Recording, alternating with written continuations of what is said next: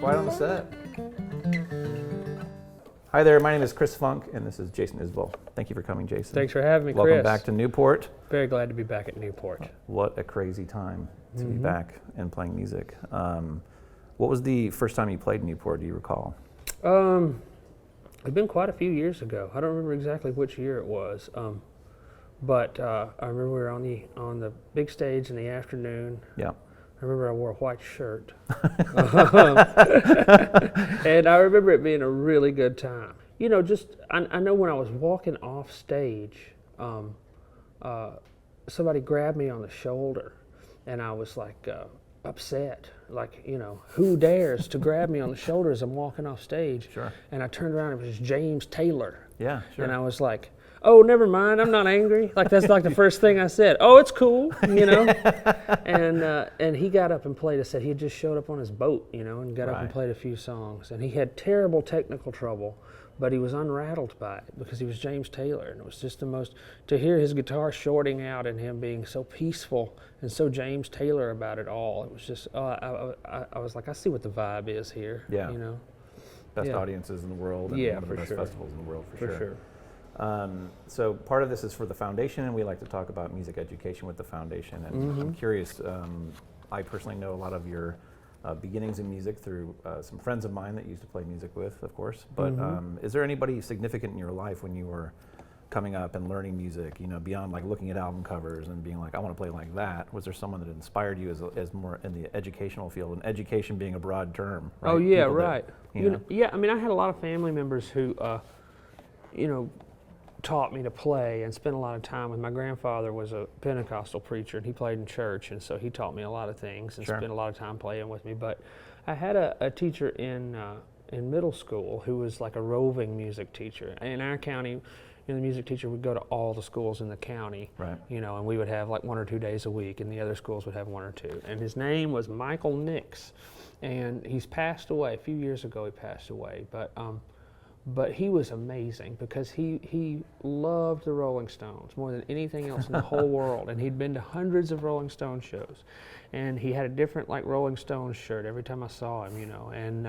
And really all he wanted to talk about was like Dylan and Springsteen and the Stones and the Beatles. And, you know, we were all in the 6th grade or whatever. And he would come in, they would wheel the piano in, and he would teach us, you know, Beatles songs. And we would have little like, you know, recitals where we would sing Yellow Submarine and stuff. And you know, I'm sure he was stoned as a goat, you know, and like his hair would be a different color every year, you know. He was like a hippie. And where we were in North Alabama in those days, you didn't run into a lot of hippies, you know, and this was our music teacher. So it was like, made it cool. And I started asking questions because I was getting way into the blues and, you know, a little bit more left of center kind of music, and I started asking questions about like Robert Johnson and REM. Like I remember one day asking him what the hell Orange Crush was about. I remember him explaining Agent Orange to me, you know, my music teacher. My history teacher didn't do it, but my music teacher did. Yeah.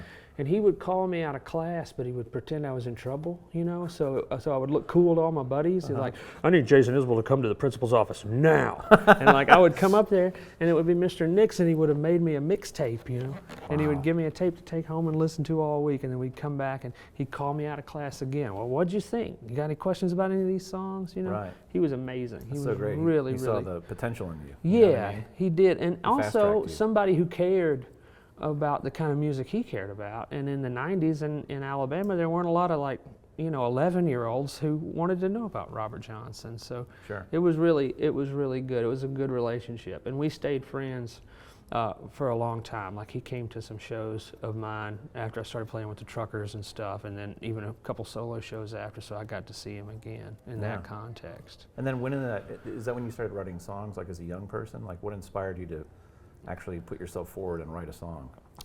You know, I started writing lyrics to already existing songs. You know, probably in the spirit of the blues, honestly, because that was the first thing that moved me. So I started writing, you know, my life in those patterns. Interesting. You know, and cool. I didn't play them for anybody. I just thought, well, what if this story was more about what I'm dealing with every day, you know? Sure. And I remember like singing one for my parents one time, and they had that kind of like, what the hell is this face, you know? Where like they were young.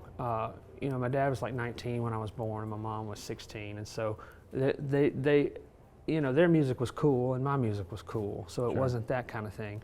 But I think they didn't know I'd been doing that, and I'd been doing it for quite a while, and they were like, "You made that up," you know? Right. So yeah, that was really, really cool. I didn't start completely writing my own songs until, you know, 14 or 15 years old, and I didn't play them for anybody until I was 17 or 18.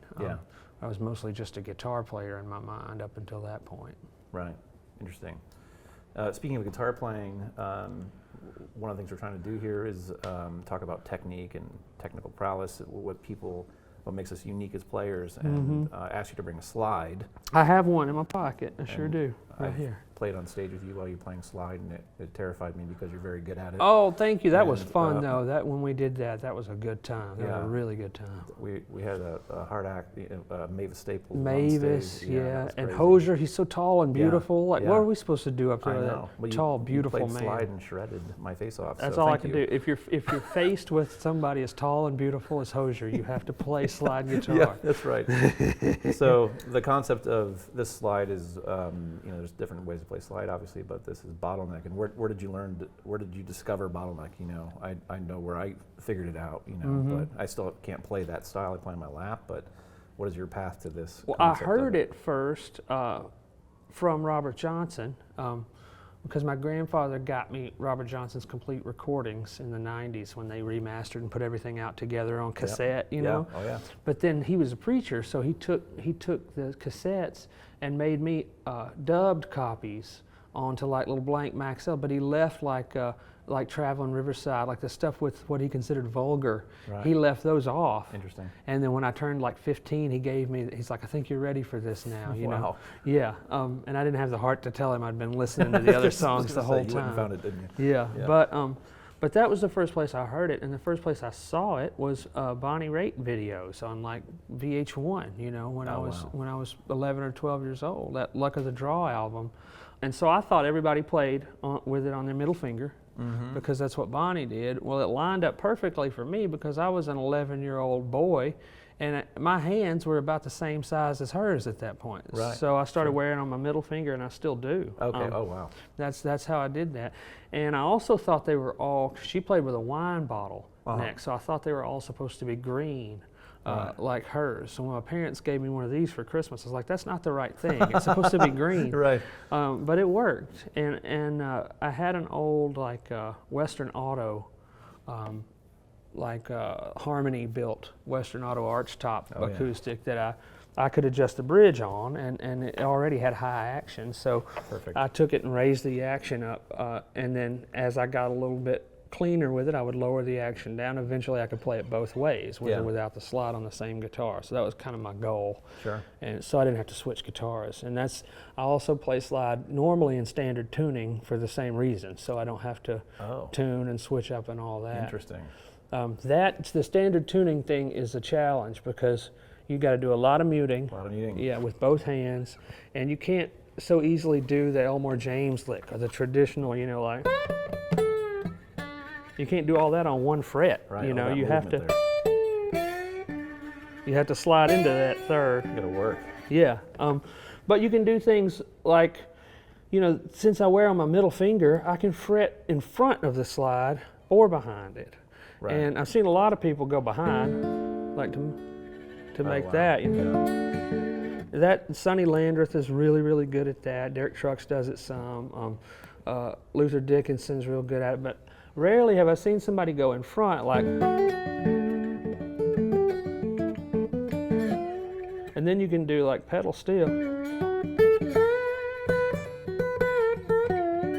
Whoa. You can do those kind of licks without having to move, you know.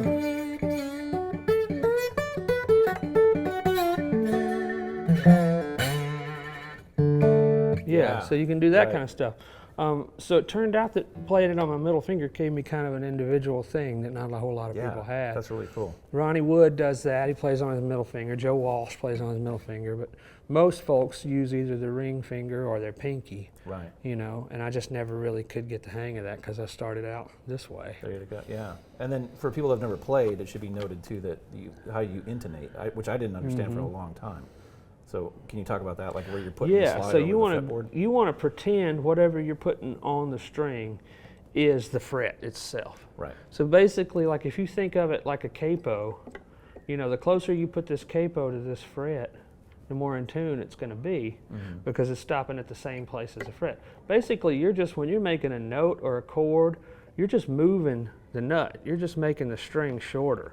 So every time you do it, you want it to be as close to that fret as you can. So if I'm playing an E and I want to hit an E note, if I hit it to the left of the fret, that's flat as hell. And it looks like we're in the right place, but we're definitely not. You can hear it. So you go over that fret. And vibrato helps a lot when you're intonating with the slide. Get a good vibrato and nobody will ever know. Yeah. One thing that I learned when I was a teenager, I was playing a house party in Muscle Shoals, and the great singer Bonnie Bramlett, who sang background on a bunch of just classic Southern tracks, she was there singing, and I was learning to play slide, and she was very complimentary, and she said, always aim for sharp.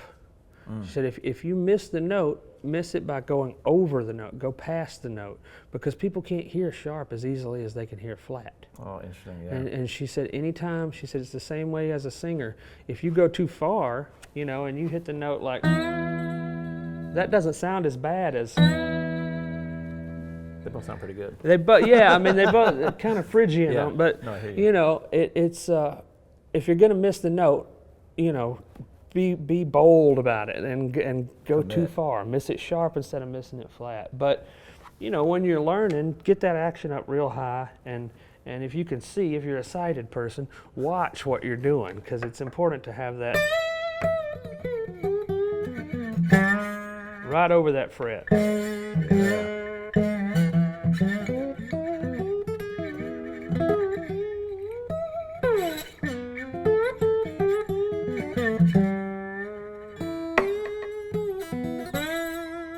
But yeah, there's all kinds of different slide approaches. I think we're in a really good time right now because there's so many great slide players. Like, of course, Derek Trucks is kind of the industry standard. He just does the wickedest shit in the world. Yeah.